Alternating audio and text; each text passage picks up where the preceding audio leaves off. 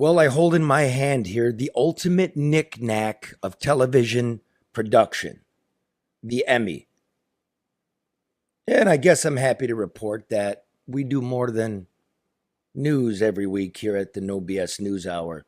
We make documentaries, and we've been awarded the 2022 Michigan Emmy for documentary. Thank you very much. That's me, Byron Goggin, and our friend Ira Todd, retired Detroit police interrogator, decided we wanted to take a look at gun violence, particularly as it pertains to children. It was all the rage, all the stuff coming out of the pandemic. There were articles everywhere. We started this project before the pandemic hit, and it was really difficult to get it done during the pandemic with the lockdowns. But we thought it was important, and to me, it's kind of the culmination of the work I've been trying to do here since I moved back all those years ago. And not much for awards. Proud to get it. It's an acknowledgement. I didn't put myself up for it, but these aren't the things people should be chasing. I mean, it's not like we went after the scam artist that ripped grandma off on her sidewalk, or, latest breaking news, there was a house fire, or, fill in weekend anchor of the year. It's none of that.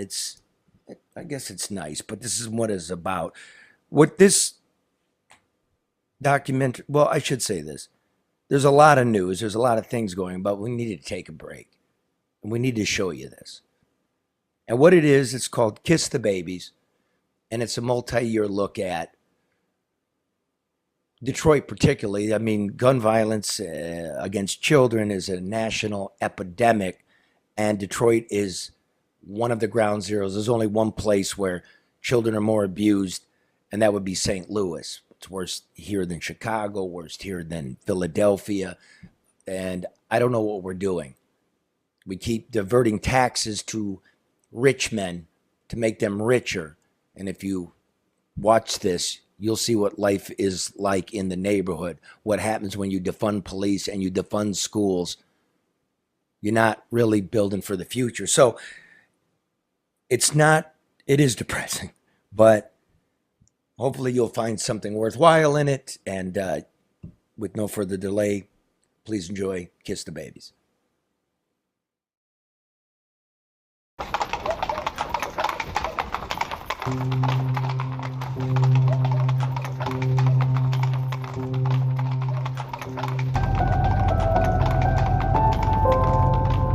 Looks like a kid, dude. It's a tiny little casket.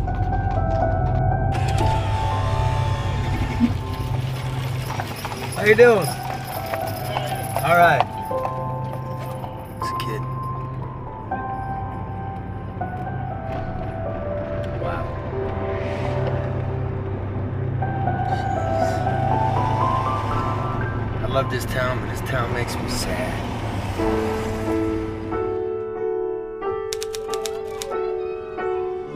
Sweeping the clouds away, on my way to where the air is sweet. Can you tell me how to get to Sesame Street?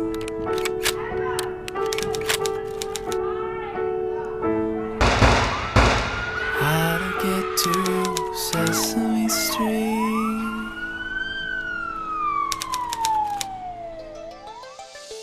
Sources say last week on the way to see Sesame Street live, Christian had been riding in the back seat with his godmother driving down the service drive, Durham angrily rolling down the window, pointing the gun at the car and firing a single shot. That bullet hitting little Christian in between his shoulder blades. The little boy dying the next day. Who shoots at women? Whether you knew it was a kid in the back of that car or not, who shoots at women? She not pointing the gun at you? Is your son a monster? No, he's not. He's not. I was in a coma for about 2 weeks. Not only to have something like that happen, I got shot in the head. The face, it's all just the upper body, right? But to come out of it and remember that, it's like sometimes you get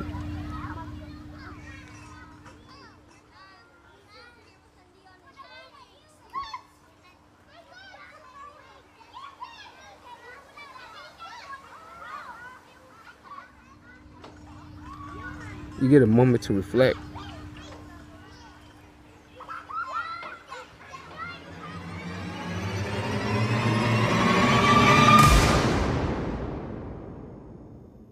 The leading cause of death among our children, it's not accidents, it's not illness, it's gun violence.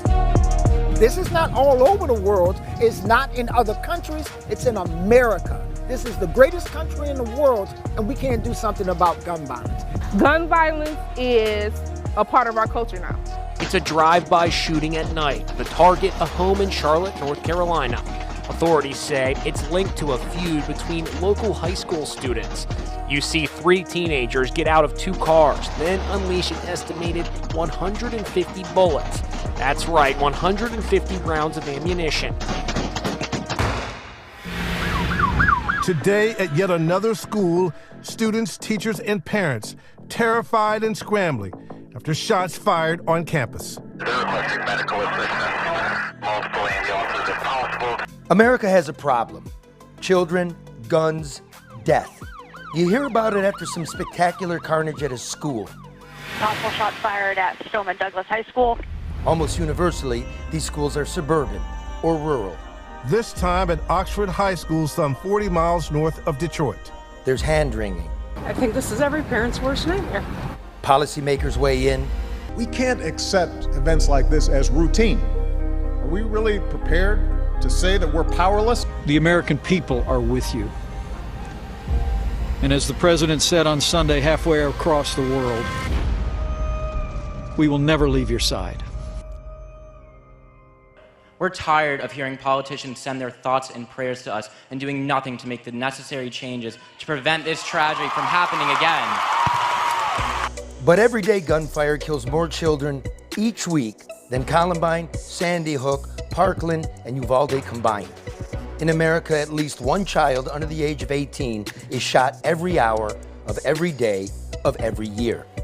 For the 3rd time in less than 3 weeks, a child is shot in the head in North Minneapolis. And the victims are 4 times more likely to be black children living in a big city. Police say 5 people were shot, including a 4-year-old little boy who died. Reaction to this pandemic is treated by society as little more than a nuisance, the buzz of a fly. What's sad is that there's no outrage or protest about a 7-year-old being shot. Top of the 6 o'clock news, the mother in tears, the chief of police wagging his finger, and then onto the weather. Thank goodness for this break that's heading our way today. I don't think this region could deal with much more after what we were dealt with last night. Guns are the #1 killer of children, claiming more lives than cancer, pneumonia, and the flu combined. The financial costs are billions of dollars every year, the emotional cost, immeasurable.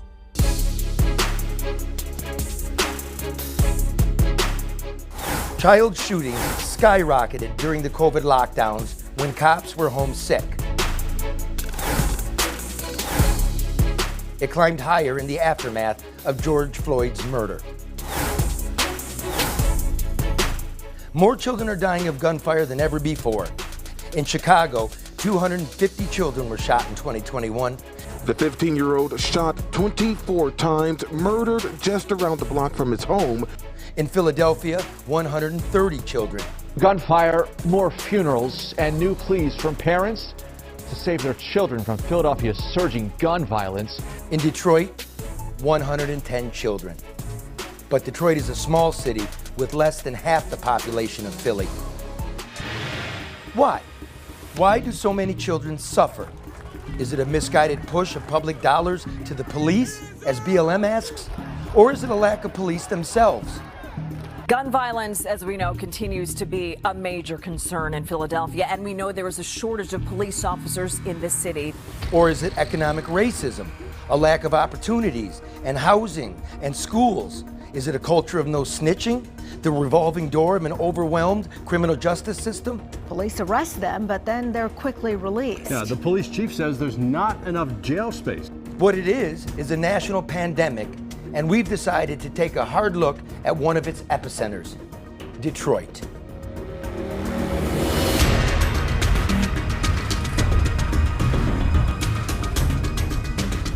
Detroit filed for bankruptcy in 2013. Tonight, out of America's iconic motor city, Detroit, waving the white flag. The homicide rate is at its highest in 40 years.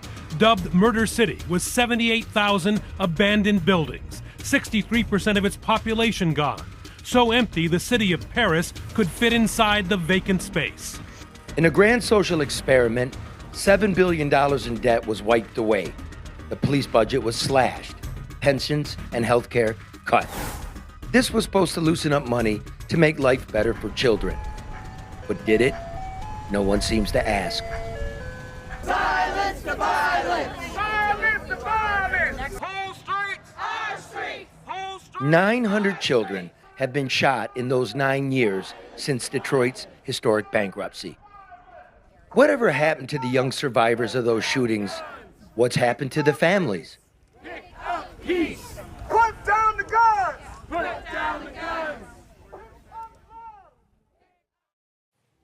I'm Charlie LeDuff. I'm a reporter here in Detroit. Shootings happen all over the country, of kids, all the time. Nobody cares. Story, move on. Next story, move on.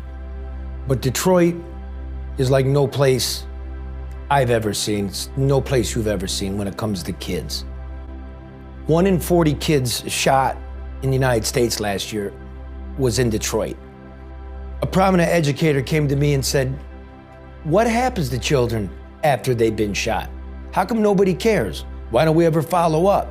Can you do that for me?" I said, "Sure." "Which one?" Been 1,000 of them since we came out of bankruptcy in 2015. Which one?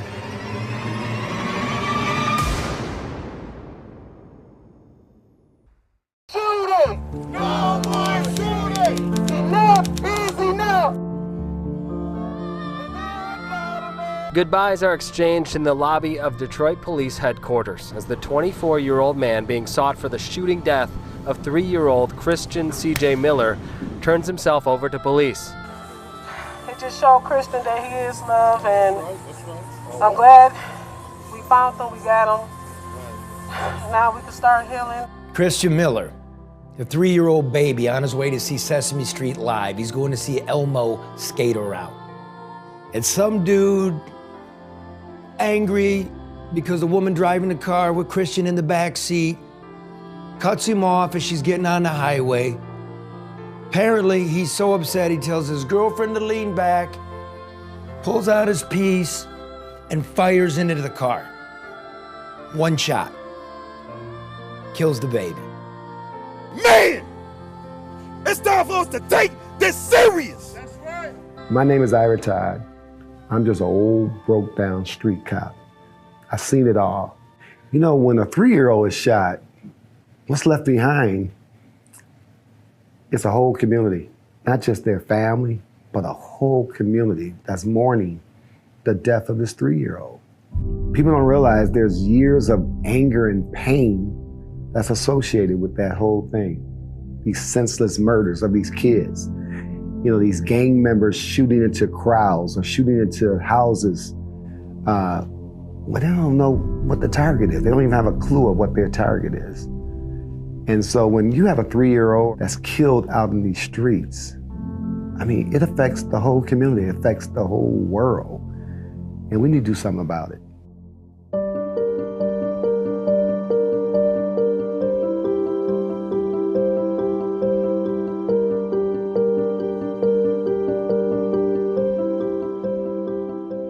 Why is everybody so angry? That's just how they brought up. And the things that they see. The environment, and like you said, economics. No jobs out here. People out here suffering, barely can feed their families. So what you expect? You know, you thrown into this mix to where everybody is just mad. That's just how it is. They just mad for no reason. Whether you knew it was a kid in the back of that car or not. Who shoots at women? She not pointing the gun at you. Who shoots at men? Who shoots at men? People, period. He's driving a car. Let's knuckle up. Let's fight it out. Let's get a fair one on. At least we both get to live to see another day. And it's too much of this going on out here, man. People tired of it now. I've been tired of it. Yeah. You know, you see it on the news. You know, the school shooting some kids. You shed a tear for them kids. Now this is my reality. It hurts. You go out your way to protect your son. You do what you're supposed to do. And somebody else get into a situation. Now he's gone. You know, you just can't. It's hard, man. What can you say? Right. I could say gun control. I could say more police. I could say more jobs. I don't know. Government programs. I don't know. Yeah, but that was always the issue. Anyway, more policemen, more. But this haven't happened. This particular case, it doesn't get more slam dunk than this. You know, this thing was wrapped up in a bow and presented to the prosecutor's office. I mean, we had witness testimony. We had the driver in this vehicle actually give a confession to everything that occurred. You know, I talked to him. He creates this consciousness of guilt, this thing where this guy is not even remorseful, but he's telling you everything he's done. He's talking about, you know, how to get out of it. He's trying to find a way to justify his actions. But he killed a child. Instead of coming in and humbling himself and saying, look, I made an awful mistake. I don't know what the hell got into me.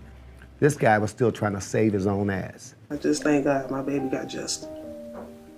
Not yet. Not yet. Well, true. So I wanted to talk to Derek Durham. I mean, Elmo, a baby. Was this guy an animal? Was he sorry? Was this the worst mistake he'd ever made in his life? You never hear that. So his parents agreed to see me. I never got to see Derek. What I saw with the parents has changed everything about how I saw life. I was just at court, and I even hugged the little boy's mother. And I respected her for that. Because if she didn't, I would have looked at her like, well, dang, this is why we're in a situation. But I felt her sympathy. And I told her out my own mouth, if they tell me that you gotta die for this baby to come back, I would do that just for she can be with her, so she can raise him and watch him grow. But it don't work that way, does it? No, it don't. I wished it did. I had come to hear a story about a murderer. What I walked away with was stories of victims. They have an actual loss. It's something that you can't get back. And I'm sure a lot of people express their condolences to them, but it's not a lot of people that can say to them that I know what you're going through, I know how you feel. Everyone in that family had been shot. 4 generations. Grandparents, the parents, brother, a fetus. I was shot twice. I was shot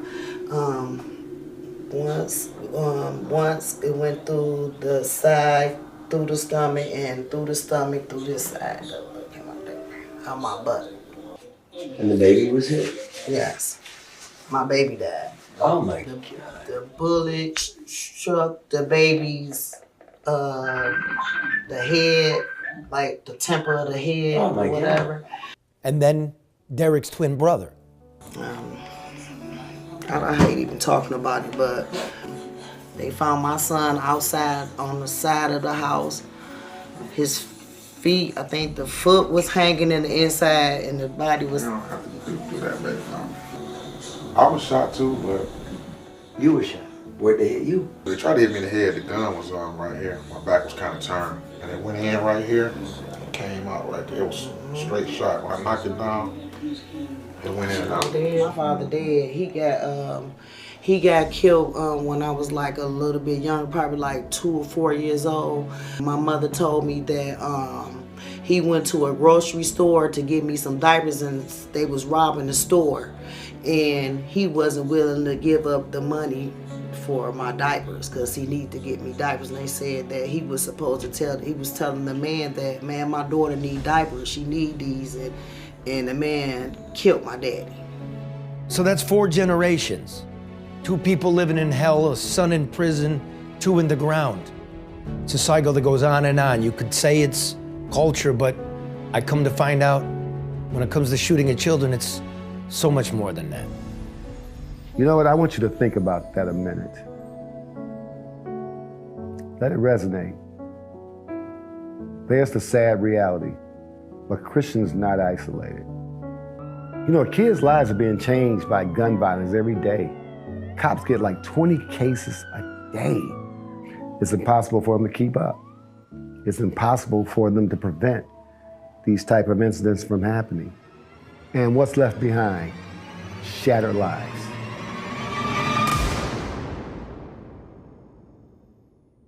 There's not a week that goes by without a gun shooting going off. I'm afraid to even allow my kid outside because I don't know if he's gonna come home. What's really sad is that I've lost count now.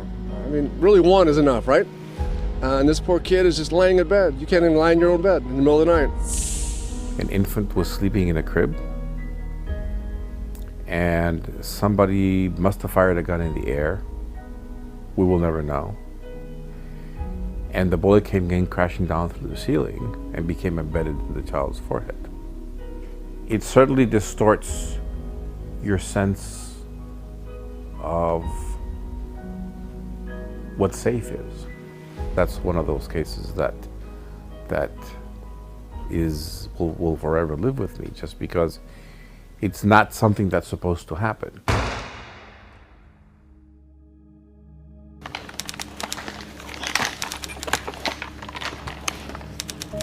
There's a bar in the back that alternates and does reciprocal movement. She had to prove she could like get down out of her wheelchair and get back up in.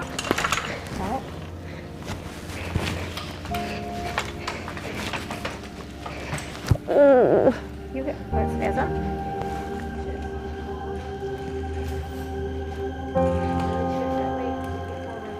My name is India Williams, a 12-year-old girl, life and change. I don't know who you are, but I'm sure you know who I am. I am sure you did not mean to shoot me. And at this point in time, I really don't care what happens. I just would love an apology for your actions. I don't think harm or time will do you justice because my life can't go back. But once again, my name is India Williams, and I would love an apology.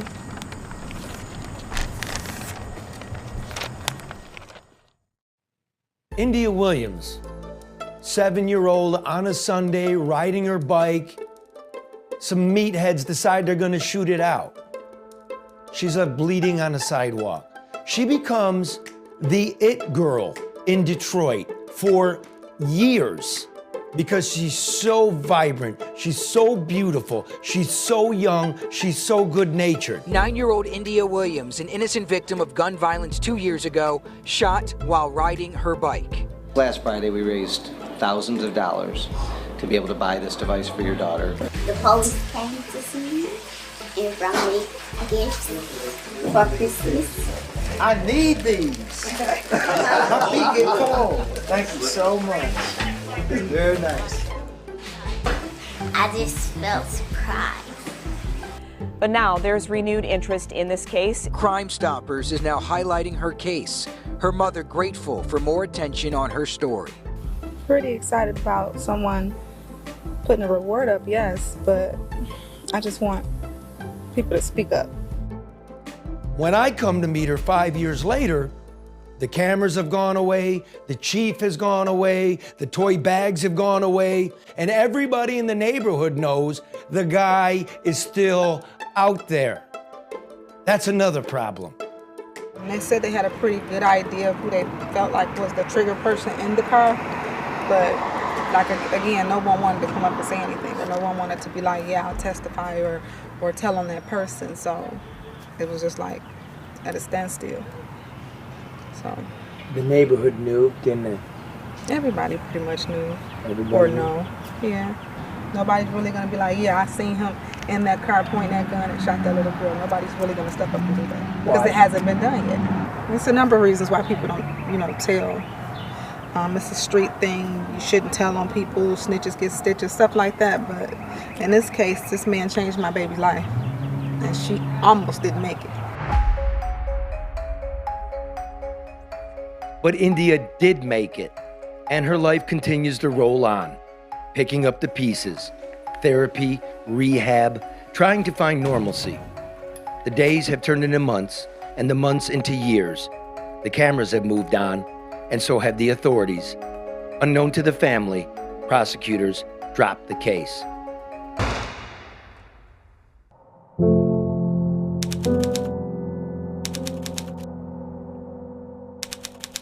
Mayana's getting ready for school on a Sunday evening. She goes downstairs to get some soap, comes upstairs. 3 guys wearing hockey masks fire through the window, striking her. They're still at large. She just wants to move.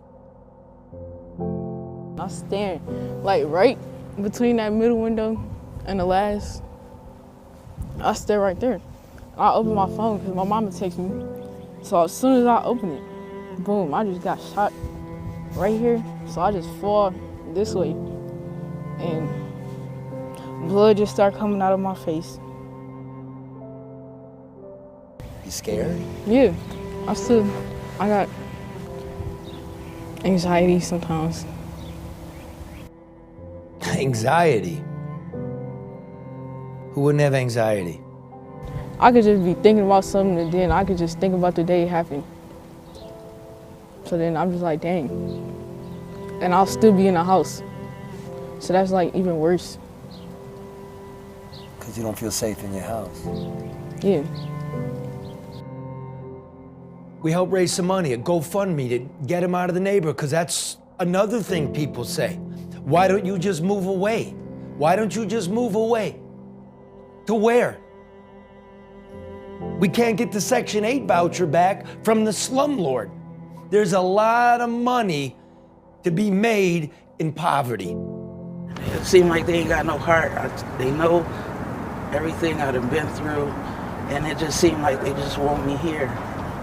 And I'm trying to tell them, I'm trying to do what's best for my daughter. When she asked to move, they sent her maybe 4 other properties that they own, and these properties were in worse neighborhoods and in worse conditions than the home that she's trying to get away from. I just feel like I'm stuck, I still have this money.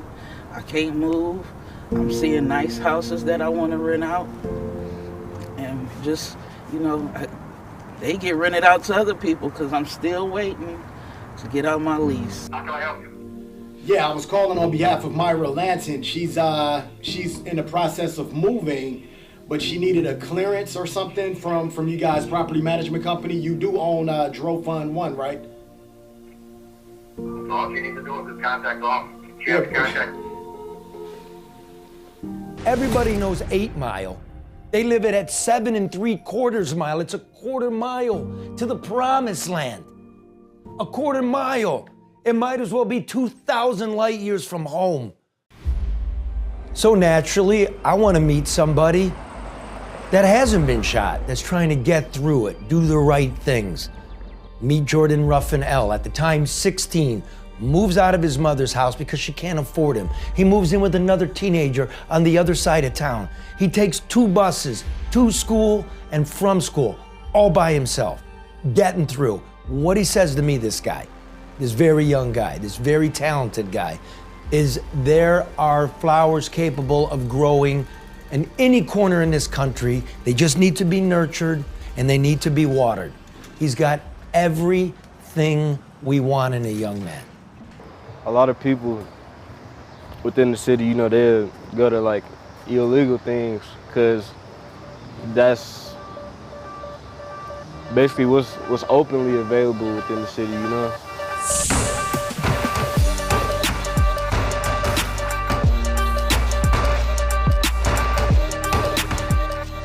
It's a saying like if you keep too many rats within the same live trap, they 9 times out of 10 by the morning time, one of them be eaten by another one. So, in other words, less resources, less thoughtfulness.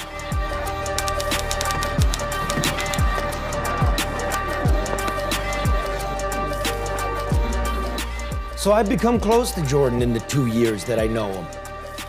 His very best friend killed himself with a gun. And then I got a call around Christmas. His other very best friend looked at the dope man Ron at the liquor store and took it in the chest. There's an old saying, you're like walking lunch. You know what I mean? Yep. Are you a target? Do you feel? Yeah, I have, man, I have.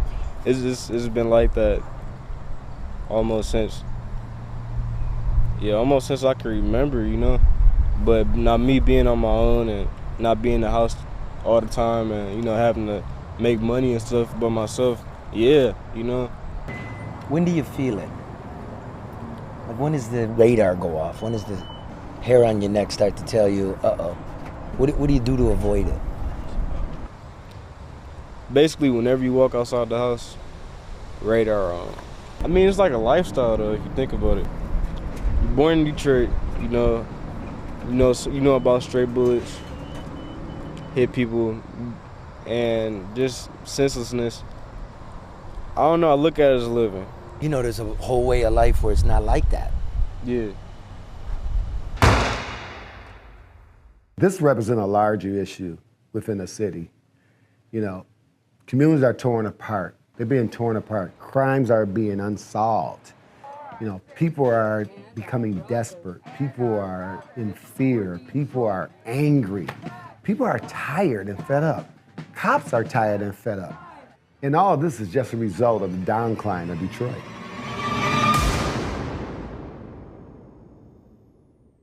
This city lost 244,000 people in 10 years.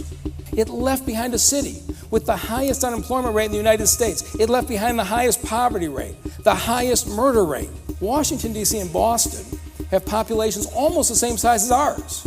Okay, every city in America does not live with this violence. Why are so many kids getting shot? It's really fear. And I always tell guys, fear and anger equal rage. Fear and anger equal rage. I grew up in the same environment, and I just got lucky. Fear I get because there's a lot of violence already. Yes. What's the rage? The rage, what's the root the of rage that? comes from the anger. Yeah, a lot of times you walk around, if you see a guy, all of a sudden, he go bad. It's not just the fear that made him go bad, it's the anger. He's angry, guess what? He can't get a job. You know, he's angry because you look over here and somebody's doing really well and they getting all the benefits. Isn't that something like the heavy violence, the heavy murder, the drugs, that rage, all coincides with the leaving of these factories? Absolutely.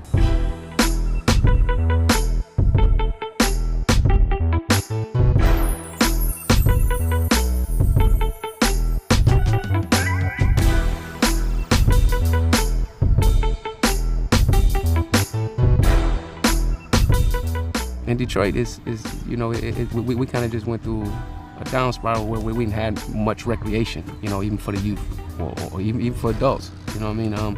No jobs, no opportunities. So it was just, you know, people relying on themselves. What can I do to provide for me and mine? No jobs, no money for schools, no money for programs, no money for police.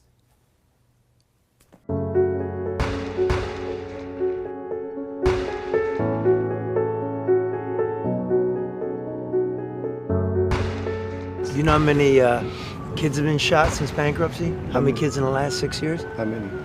Over 500. That's crazy. You know what percentage even get arrested? How many? Less than 20. What really brought us here is the loss of the police force, the loss of police department, the loss of people caring about law enforcement. When I came on job, it was 5,000 cops. You could not drive through a neighborhood without passing another scout car. It was 5,000 of us. You had enough resources to really go out there and fight crime. Now we got about 2,000 cops. And think about it, 2,000 cops. 2,000 cops. 2,000 cops. And then not only that, they're making them work double shifts. So Detroit goes bankrupt. It's supposed to somehow improve children's lives. Do we get schools? Do we get programs? Do we get after-school jobs? Do we get more police? Do we get crime solved? No. Dan Gilbert just broke ground on the Hudson site. $1 billion construction project for 3 years. And he has to have 51% of the work be done by Detroiters. Did Detroiters get those jobs? No. That was supposed to be done in 3 years. It's 5 years later. Is the skyscraper built? No. Are children continuing to get shot? Oh, yeah. Over 600 kids have been shot since bankruptcy. And we're trying to figure out how to keep them safe. There's two ways to do it, police and schools. And so when you do big development deals where you never have to pay property taxes as part of the deal, or we're giving you cash subsidies and we're paying the interest, the property taxes in the DDA are diverted to pay for the hockey arena. Right. And as we know, property taxes fund schools. I would much rather have. I'm thrilled that the Little Caesars Arena is there because it gives us an asset, it gives us a draw for the city, for people to come, and it replaced nothing with something really spectacular. In order for the city to break even in terms of income taxes on its investment in the hockey arena, it would have to create $1,500 million a year paying jobs. That's how much we would have to create jobs, because it's 20 million a year. Yeah, again, I'm not going to stand here and do math, 400 million. you know, especially, you know, I'm not going to, as a dyslexic person, try to do math in front of you right now. But that's for reading, that's not for math. Dyslexia. Fair enough. When we pay all these taxes and they waste all this money, if they really want to do something, you can put this money back into the system, educate people. Who are we really supporting here? Oh, well, we build these plants out, but we build these plants out, it'll put money back in the Or the miracle of downtown and the hockey arena and the restaurant. Look at that, yes. The two cities you're talking Yes, you got these billionaires that come in, we're gonna build this stadium. Oh, we're gonna provide jobs. Oh, some minimum wage jobs so we can go serve, the poor people can go serve the rich people. Because half those people that's serving you, their kids can't even go and watch a game. You can make downtown as beautiful as you want. But I'm being real right now. And a lot of people are afraid to say this. I'm not afraid to say any of this because I've been there, done that. But at the end of the day, what about the neighborhoods? I mean, where 95% of the city lives, you mean? That's right. I got families still in the neighborhoods who are afraid to come out at certain times of night, who are afraid to go to that gas station right down the street from them, who are afraid to take a walk to the store because they're afraid, man. Fear. You can get robbed and killed at the bus stop. That obviously shows you ain't got much to possess at the time. You know, you just probably got some nice shoes on at the bus stop and you can get robbed for that because people are dangerous. It's like, it's not a way of, it's not a why. It is what it is. Listen to the life he's living. He's telling you. A couple of girls, 14-year-old and a 12-year-old, they took a random bullet. They wouldn't even do it. One was in her house. One was on her bicycle. Wasn't there used to be a code? No kids? Code doesn't exist anymore. Just, people don't have respect for them type of things. You know, if they can't get, and people feel like if they can't get you, they can get somebody else close to you or something. And that's due diligence. That's more of a cause to show you that, you know, it's no code and we not playing with you. Oh, you're telling me now we are hunting your kids? For the most part, anything happens. If you with your kids at the time, and yes, there's no respect towards that. Since I came on the job, I've seen 8-year-olds shooting guns and shooting people. You know, you see the parents brandishing guns around their kids, teaching their kids how to handle these guns. In the suburbs and in the city, we have too many guns out here and too many opportunities to obtain these guns. And these kids are using these guns like never before. 500 kids have been shot in Detroit the last 6 years. You're 10 times more likely to be shot as a kid in Detroit than in America. Surprise you? Yes, but it's a lot of kids out here, 14, 15, on Instagram, Facebook, uploading guns. uploading assault rifles that us grown folks don't even have. And it makes you wonder how they get their hands on it. So the kids is resourceful these days. You hear these kids say, look, I'd rather get caught with one than without one. We gotta change that mentality. People are afraid. These kids are afraid. They're not just toting guns because it's a fashion statement. They're toting guns because they are afraid of dying out here in the streets. A random situation can cost you your life. Just walking into the store, not even having a plan, and a bump, a look, can have a gun in your face. Have somebody chasing you out the store, shooting at you. So yeah, I got a gun because everybody else have a gun. And guess who's getting the street justice out here? It's your juveniles. It's people under 17 years of age. And they're becoming the victims too, because nobody cares. Dude, you're a baller. Do you really think they're gonna be able to get guns out of your heads? No.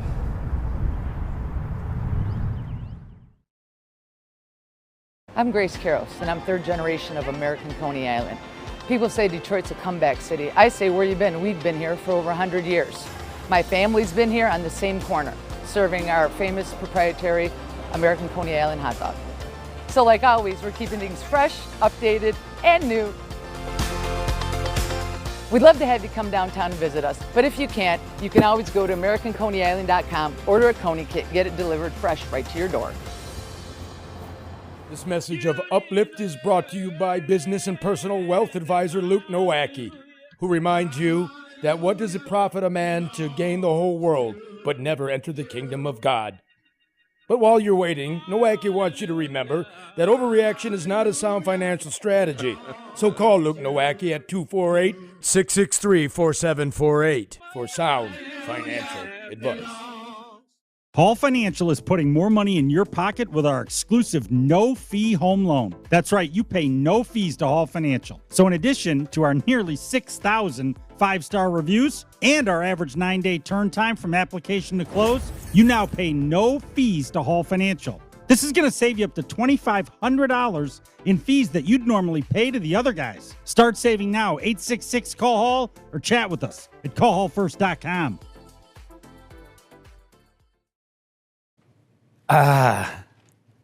Programs, you say. Mentors, you say. Men, you say. I think I know one of the finest men ever to step foot in this city. Pastor Barry Randolph at Church of the Messiah. When we looked at gun violence in Detroit, when we, the church, when this church stopped and said, okay, we got to look at gun violence. Our thing is not, no, we don't need to go out and buy the guns back. We're thinking, why do these kids feel as though they need to protect themselves? And why is violence now a solution to conflict resolution? Why are they even thinking that way? So the first thing is, you got to talk to those who are actually in it. And then you got to hear the answers that they give you. It's not just about money. It's about life. Because even when you got money, you feel me, we ain't got no health. Not only that, I mean, if you get money and then the niggas around the corner from you ain't got no money, who they gonna come take from? You feel me? Who they can? That's because you don't know how to move if somebody climb on you like that. You don't understand what I'm saying. What I'm saying is, if one of us get money, but everybody else ain't eating, you feel me? That don't do nothing but make you a target. So either you gonna have to put yourself in that circle and that, you feel me? Success attract people. Do it not. You feel me?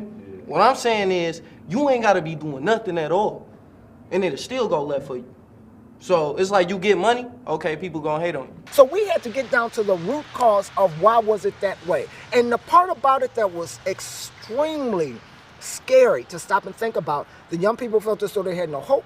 They had nobody to protect them, whether it was the police or whether it was the school or whether it was the neighborhood, nobody gave a damn about them. And they felt like they had to protect and arm themselves. And that's the way they go to school, that's the way that they're in the neighborhood. They feel like nobody is going to come help them. And where does that mindset come from? From reality? From reality. Good afternoon. I want to start out, the reason why we're calling this press availability to talk about some of the senseless violence that occasionally happens across the city. We looked at our homicide picture for this year, and while we're reporting a decline, we know that 31% of our homicides are caused by a simple argument. These customers are upset about their food order, fried mushrooms, and get into an altercation with the victim. He's first hit with a pipe. You know what? It ain't about the fried mushrooms. It's about that moment when that shelf breaks. That it's the last thing that you can put on that shelf and it breaks. And people lose control. It's a buildup. And then sometimes when people snap, they just freaking snap. They angry, they mad. How do you stop it? So we're starting a campaign. And basically, and it may seem simple, check yourself, stop the violence. Check yourself. You know what that is? That comes from a society of adults who have no answer, throw up their hands, and they quit. So a slogan and some poster can't stop a culture built on anger and fear. You know, the reality can't be masked. The violence continue. And I can't help but think about that tragedy that occurred on one of our local freeways where a 3-year-old little boy was shot and killed.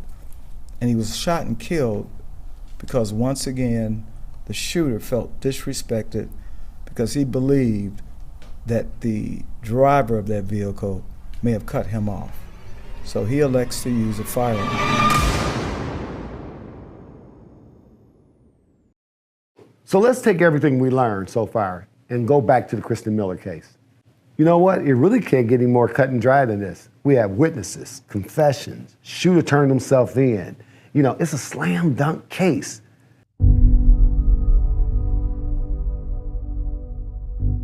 For everyone that's here for the Durham trial, I know this is an emotional case.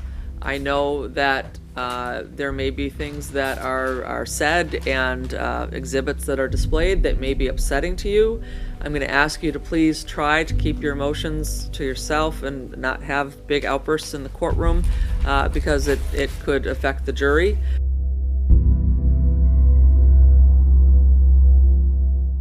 911 with the address of your emergency. Yes, somebody save my car. My dog's car, I think he was here. I'm going to pause here before we get started. This is 14 seconds. And do you recognize the voice we just heard? Yes. And who is that? Me? Do you recognize that? Yes. Hey, what is that picture of? Car seat with the bullet hole in it. Is that the car seat that CJ would have been in? Yes. My window was down all the way, and then I leaned my chair back. Okay, and why did you lean your chair back? Because Rick told me to. What happens after you roll your seat down? Just happened really quick. I just seen the gun flash like a Roman candle or something. You said you saw a gun flash? Yeah. So your window was rolled down and you see the shot and then you feel some glass coming towards you? Yeah. Now what happens after the glass shatters? She slowed down, we slowed down with her, and then eventually we took off. And while this is going on, did the defendant say anything? He said he let her do too much.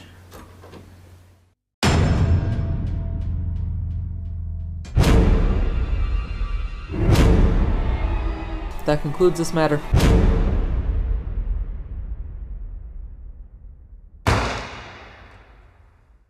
You know, I had retired, and I'd been in a shooting. I went through the same thing where I took somebody's life, and I left the job for a while because it really bothered me, taking somebody's life.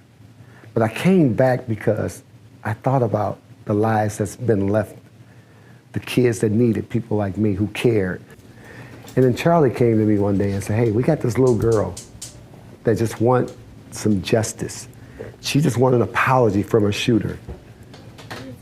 And this little girl's paralyzed. It touched my heart. I faced death the majority of my life, all the time. As a cop, dealing with cancer, dealing with a number of things. I know death is permanent. And when Charlie came to me to help, I wanted to help. I wanted to do something before I left this planet. So this case here is just, I think it's still solvable. But you just need somebody to come forward and talk. And the problem we have in Detroit is a lot of people are still on that no snitch rule.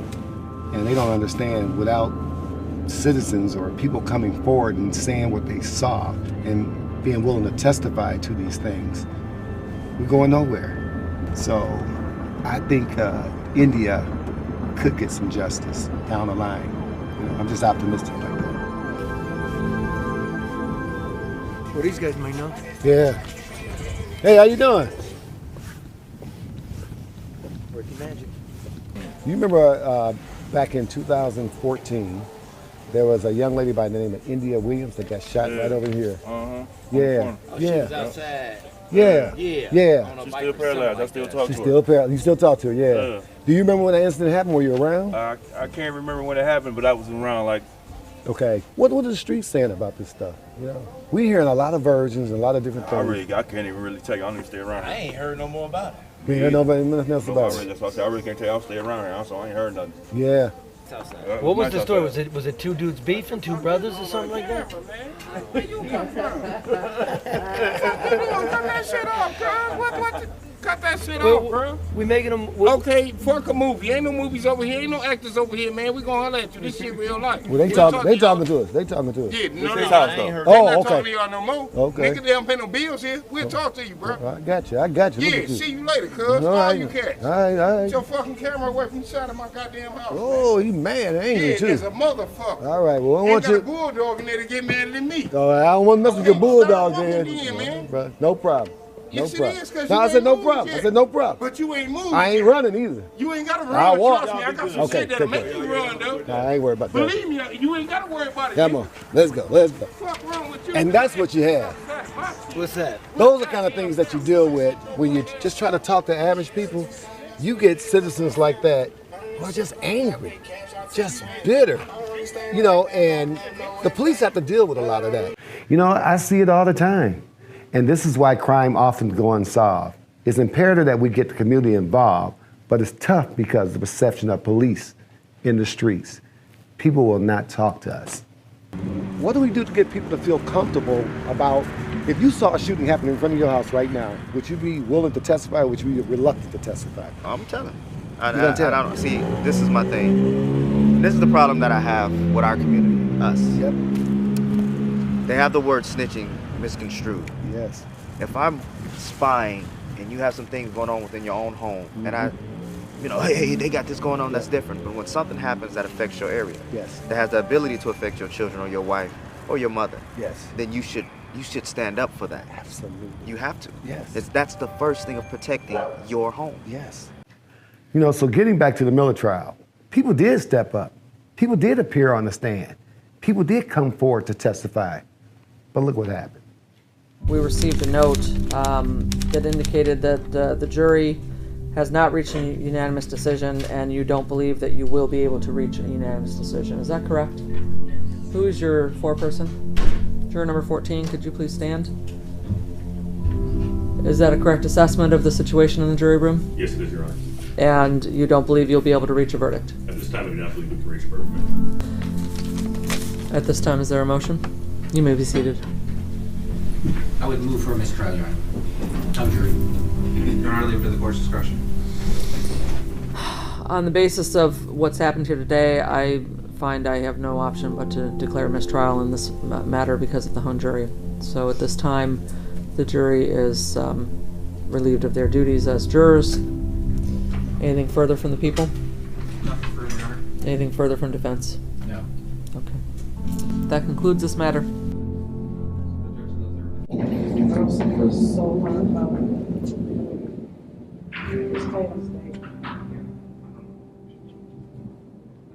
If you saw when they came out, some of them looked extremely upset about what's going on. You know what? We thought this case was a slam dunk. But the jury missed the bucket. This is one case. The police get them, the witness cooperates, the prosecutor actually charges, it goes to a jury, and what happened? It's pretty cut and dry what happened here. And from the beginning, they said that they've got enough evidence that they feel we should be able to convict for murder 1. But murder 2 is no question. And then we get into the jury room, and one person out of the 12 just neglects their responsibility. She said she doesn't believe police officers, is what she ended up telling us.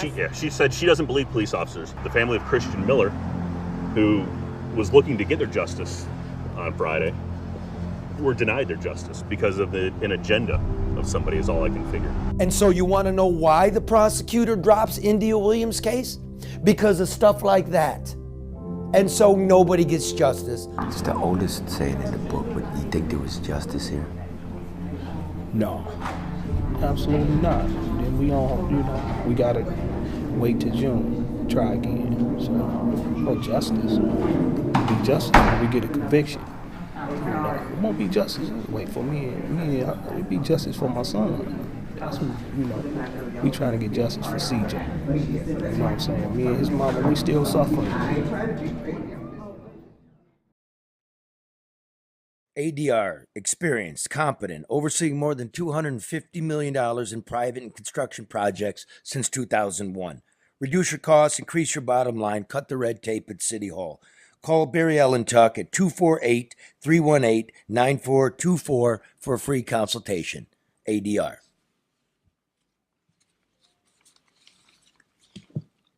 And Legacy Partners Insurance. Let's face it, you're paying too much. Legacy Partners keeps an eye on your rates and continuously shops all the carriers to make sure you have the best program. Not only does Legacy do home and auto, they also have great life insurance programs, and they can help you sign up for Medicare and Medicaid. Give them a call today at 586-209-4106 or go to legacypartnersins.com. And next, Evo CBD Naturals. If you're feeling stressed, you're feeling anxious, you're having trouble sleeping, try their stress or sleep CBD natural complexes. Stay well all year long with smarter CBD from Next Evo Naturals. Go to nextevo.com/nobs to get 25% off and a free bottle of premium pure CBD of $50 value. That's nextevo.com/nobs. Well, you know, when it rains, the power goes out. And when the power goes out, the internet goes out. When the internet goes out, I call my friend Matt and Bernie at XG Service Group. Look at Bernie here on his hands and knees, giving it everything he's got.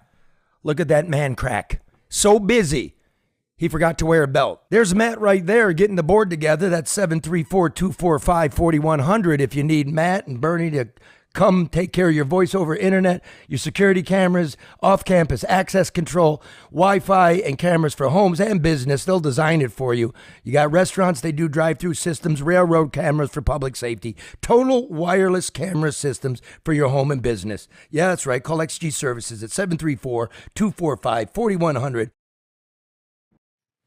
So if society doesn't want to do its part, if you don't want to do your part, we're never going to solve anything. You could throw all the money you want, all the programs, all the schools, all the jobs. If we don't do our duty, we're going down the tubes and we're going to lower the children in the ground. That's what you saw there. But it's all about mistrust of the police, mistrust of the system. You know, nobody trusts the prosecutors anymore. We don't trust the judges. We don't trust the officers. We don't trust the testimony just coming from credible witnesses. You know, what do we do? So when it all goes according to plan and yet nothing happens and it's a mistrial, you know what happens? It leaves victims in the street, it leaves cases open, and you've got India Williams wheeling around in her life just waiting for nothing more than an apology.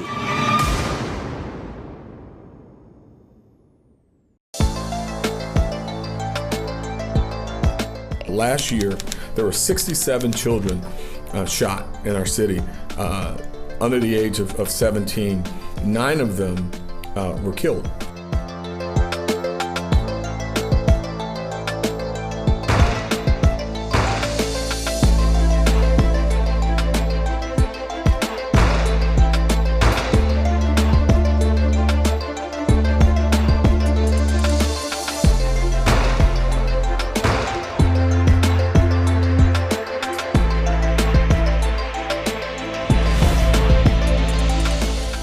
Why is my daughter shot? Why is an innocent 2-year-old shot? Why is anybody's child shot? In the chest. 5-year-old shot in the chest. It was just firecrackers, and then the car started dinging, and next thing I know it, she was screaming. We know that two, a 3-year-old and an 11-year-old, are at the hospital right now.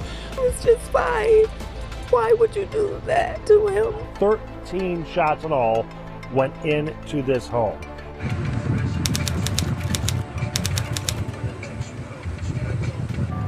Every block got a story, right? I know. Poor kid. She got hit right over here. Right here. Those fuckers came flying up. She's on her bike, bam. So, you know, they still scared 7 years later, and they still terrified. He told me he's afraid he's going to get killed the last time I came. Yes. But then he texted me, am I going to get paid? Mm-hmm. Like, do the right thing, dude. I think it's important for everybody to know that India Williams was the it girl. And 5 years later, they didn't even know, she, her mom, the family didn't know that the case had been closed. Bye. I found in the police files the witness to her shooting. We're getting closer to finding out who did it and getting that apology. Hi. Can I speak with please? Hey, what's up? So you're not going to give testimony in the court on this? Hell no. Why the fuck would I come to court? Like I told you before. I'm not about to do that. Why? What the fuck you mean what? I'm not going to court and doing nothing, bro. I'm not doing that, man. And please don't come back here, bro. I won't anymore. And you bring your mans with you. I told you it's my partner. I told you it's my partner. You thought I was gonna feel better and do it? Okay. All I'm asking. Don't ask me nothing. You don't want to talk, Charlie. How many times I gotta say it, bro? Appreciate it. All right. See ya. But one day, I'm gonna call you when I holler at you. Me and you just talk. Is that cool? And I won't pop up on you. Oh, yeah, you want to look at your call? Could I get your number? You know, that went really, really well. Sometimes you got to let those people vent on one person while the other person just kind of sit back and listen. Play a little good cop, bad cop on them. And that went really, really well that time. I'm telling you, that show wasn't for you or his mom. You know what that show was? For the neighborhood. That was for the neighborhood. Oh, wait, what? What are you saying? Yeah, he was like, get the fuck away. He's showing the neighborhood. I ain't talking, I ain't snitching, I ain't this. Trust me, he gonna talk. That guy's gonna talk. That was for the neighborhood. That wasn't for you. His anger wasn't you. He was nervous. That was more nervous than anger. You see that? Neither one of his fists was clutched or anything. This guy was shaking, his breathing and everything else. He was afraid. But that show wasn't for you. That show was for the neighborhood, man. So now we come back and we just blow a little smoke up his ass. And I'm telling you, he'll talk.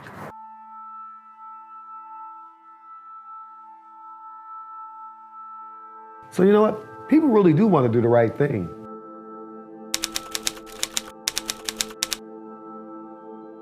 I think most times these witnesses, they want to tell the truth and they need to tell the truth. You know, and I think he wanted to come forward and tell us everything. And I think he told us the whole truth. I was still down there by the side street, but they say she was just out there on her bike. Okay, so you couldn't see her from your vantage point. You just watching all this car activity. Right. Okay, good. Okay. And once they get to the side street, that's when the gunfire start exchanging. I don't know who shot first because I'm still trying to get the chairs to see what's going on. Did you see anybody holding their hands out the car with a gun? Did you see any guns come out of the car where you can actually visualize somebody holding a gun? Yeah, I can see like a like shooting back. Okay, he's driving, but he's got the gun out across his chest, and he's shooting backwards out the window. Yeah. So he ain't looking at what he's shooting, he's just shooting back at them. And trying to get away. That's crazy, okay. And then they... Are they popping at him while he's shooting back? Yeah, they all shooting at each other now. Okay. I seen hand coming out, you know, the driver's side. Okay, you saw that, that's good. So it was a big gun battle then. Right, it was just... In the middle of the neighborhood. Yeah, broad daylight. Broad daylight. So, in the middle of the afternoon. Yeah. Kids out playing. By the time I made it down there, well, India she was a couple houses away, you know, on the ground. And these knuckleheads just doing this up there, like you say, broad day right there, don't give a fuck. Yeah. That could have been my daughter out there. Exactly. So here it is, you got this guy, witnessed the crime, right? Which he can identify 3 shooters. He can identify cars. They shot over 30 times with automatic weapons, and they paralyzed this little girl. He's scared to testify, and they're still walking around free to this day. So Iris got the confession on the island. we've got to report. Our gunman's been arrested before. He's supposed to go on trial and he evaporates because the witness is scared shitless. Ira gets the tip that the guy took 18 bullets on Get It, the 5th anniversary of the day he put one into India. I'm gonna go to the hospital. He's laying there. I don't know how long this guy's gonna live or how long he's gonna be in Detroit. Now's the time. Ira hips me where he's at. I go on over. Look, it's me and you. Remember Cherished? About 5 years ago? Who? The street on Cherished. You had a beef with a guy. Cherish? Yeah. I have no beef with no guy on Cherish. Look, What's this? that's a 7-year-old who was shot about 5 years ago. Guy trying to shoot you. You defending yourself. I'm quite sure about that. And this little girl just accidentally got caught up in it. If I sincerely would have did this, she would have had a big apology from me, sir. Like, she would have had a big apology from me. I don't even know how my name even got close to even being brought up about that situation right there. Police report somebody ID'd you. If that's the case, like I said, I'd be in jail for it, sir. Definitely wasn't me. How you look-alike? Ain't the only tall, dark-skinned black dude. For real. Can you send a message of encouragement to her? I feel like if I send a message to her, I feel like that's me. Like, Just say you didn't, then go, I didn't. I really don't even know what to say, honestly, on that. Is there anything we can do, like as a government or police or just as a community? The thing we can do is pray and just try to promote the non-violence. That's it. It doesn't seem to be working. That's what I'm saying. Whatever you do, people still gonna act crazy. It don't matter what you do here, man. In this crazy city we live in, not even a city, the world we live in. It's not even just Detroit, it's the world we live in. I know. The night you got shot is the 5-year anniversary that she got shot? Nope. Isn't that crazy? But I don't know nothing about that. It could be a coincidence, sir. So. I wish you the best, brother.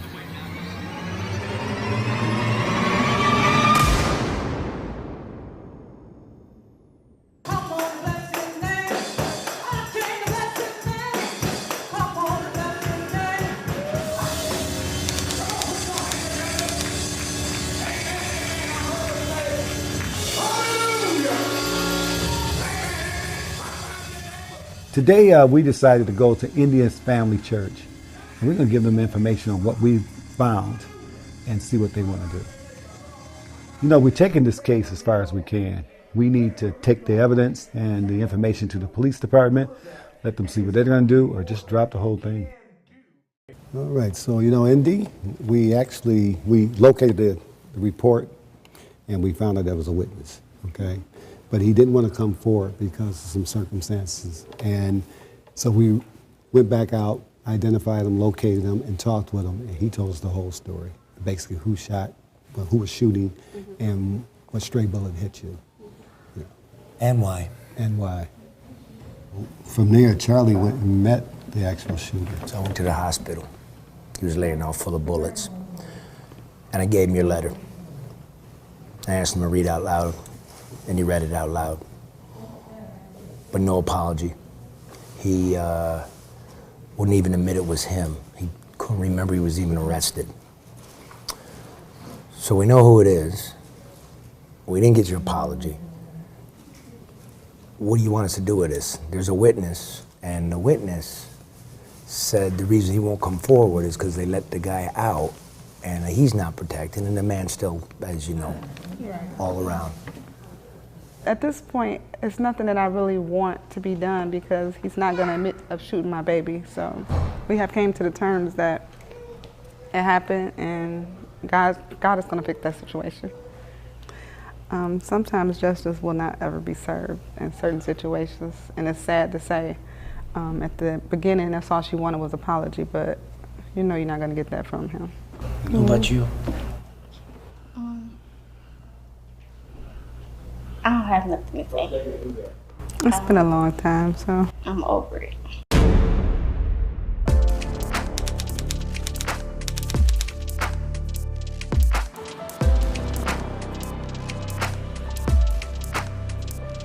I go with Jordan to take his driver's test. Driving is his path out. Independence. No more being exposed while waiting on the bus that never seems to arrive on time. How are you? I'm well, and yourself? This big day. Good? Yes, ma'am. All right, follow me. Every young man dreams of a set of wheels, the first miles towards the dream of a small business and maybe a small house for his mother. So is that a real license? Awesome. We got him a car. So he can go to work, get a life going, contribute to society, and help the next young one come. That's how we do. You know what? When we were coming here before the test, we were driving down your street, and it was the bus stop. That first spring I knew you, and you were going to school. And we were talking about your friend who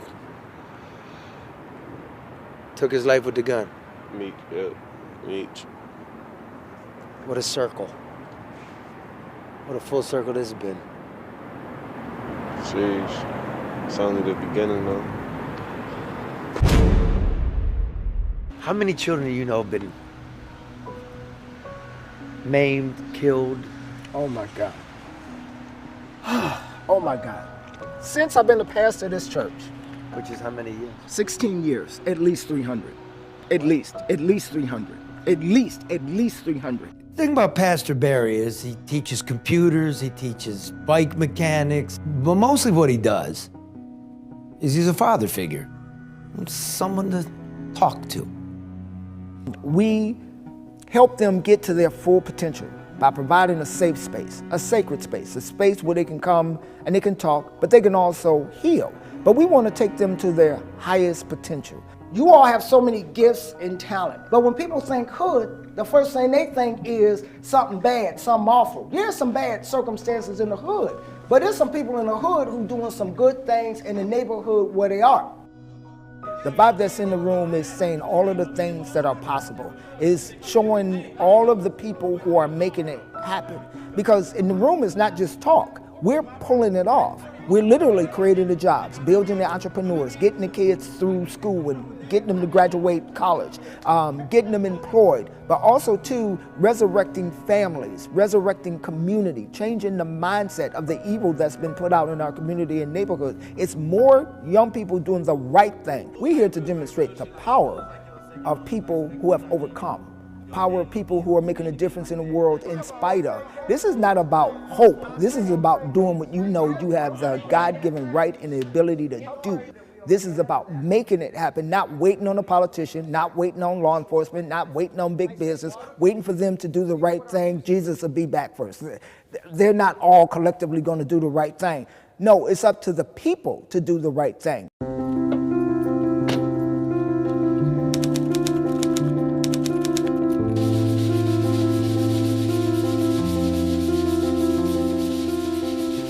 This is the way. This has helped change my life, man, truly. This has helped change my life. I don't have to ask anybody for nothing. I haven't borrowed any money in a long time, and I have a lot of people on the payroll, so I think we're doing pretty good. Melvin Walker decided to take the horror that happened to him and focus it into making things better. He has a construction business now. He trains and pays anyone who wants to learn. When I got shot, I kind of fell into a low self-esteem space. I fell into a low self place. I really did. So all of this right now is just me rebuilding myself. I'm building back better. You know, but I am not playing with it, because it's just one of those things like, man, I don't want to be, hey, you got people that become a victim and then they live in that victim for their whole life. They don't ever want to try to change the situation. I'm always trying to change. You know, change is constant. So now my thing is finding people that want to be themselves. I want to take this thing to another level. I want to grab the lowest of the lows. Everybody that was low, we coming up. That's my philosophy. I want to make sure that the people that get counted out get a shot. He does it just like someone did it for him after his shooting, paying it forward. In the end, Walker asks, isn't that how we really fix these things? To be a pillar for the fragile and young and tired, something to lean upon, to give of yourself? My chancellor at the college that I worked for 18 years, Wayne County Community College, gave me a start, helped me in my whole process when I really did kind of go through the tragedy. And I mean, you know, from there, the sky's the limit. And we don't need to get tired or numb from hearing this. It needs to be shouted from the rooftop. We got a problem. We got a problem, America. We got a problem, Detroit. And the only way that we go get this right is ain't nobody go come in here and wave a magic wand. And God is not go stop and send a savior into the world. He just go say, where are my people who know the right thing to do? When are we going to get this right and say our society, our community is worth saving? But more importantly, how many children do we bury before we say enough is enough? And for us to say enough is enough, this is go take courage. It's go take courage in the community, courage in the government, courage in law enforcement, courage in the way that we do things. But for the sake of our children, we are going to be judged by allowing our children to be murdered in the street. And we can't end this. So in the end, where's the hope? It's in the children. That's where the hope is. So let's give them a break and nurture the hope. Give them something, not crumbs. Make them the priority. That's where we should start.